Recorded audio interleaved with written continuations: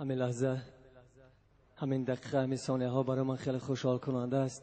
اینجا میان شما یک نفر شخصی برای من خیلی عزیز و معتبر هستند، پدر مهربان من در تمامی حیات خیش و اگر 30% در زندگی برای زنده ماندن، برای ایجاد کردن کوشش و تلاش کردم، 70% دیگر برای افتخار پدرم بود که شاید در یک کنج، در یک کنار نفری میگوید فلانی پدر من با افتخار میگوید که فرزند من است. و من خیلی افسوس میخورم که امروز پدر من به یار آمدن، با حال دلافگار آمدن، ولی به هر صورت خوش آمدن، قدمشان بالای دیده. شاید همین لحظه ها از یک روزنه دور روح پاک مادر من است، به شما می نگرد، به من می نگرد و در قطار شما مرا تهنیت می کند. نمیدانم من از تو راضیم ای مادر من، ولی آیا تو از من راضی؟ و این سرود برای شما.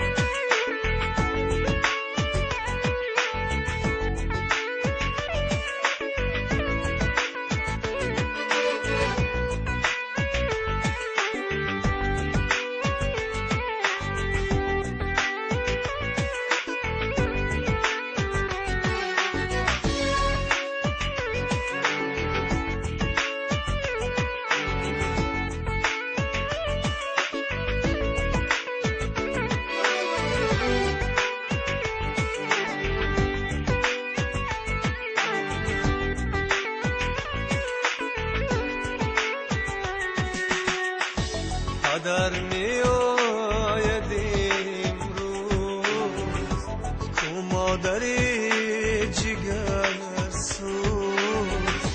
پدر می آید امروز کو مادری جگر سوز.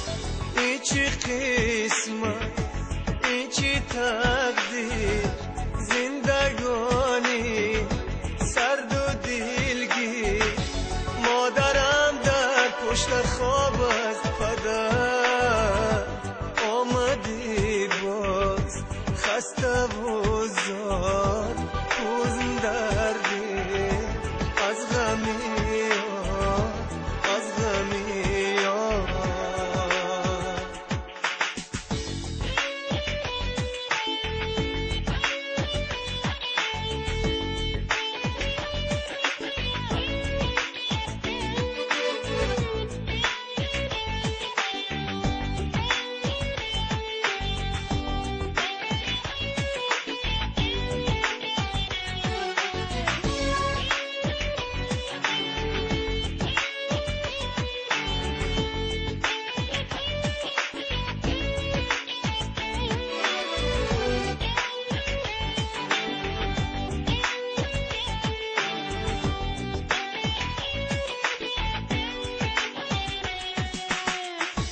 بالای دیده جایم من میمیرم برایم. بالاست از دنیا یک کف مرا دعایم. ای پدر جان نوری چشمان، آتشی دل، گرمی جان، هم صدای ناله های زاری دل.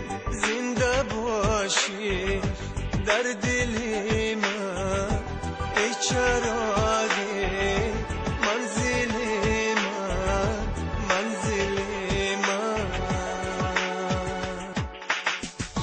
پدر می آید امروز کو مادری جگر سوز. پدر می آید امروز مادری جگرسوز پدر میآید. تشکر میکنم.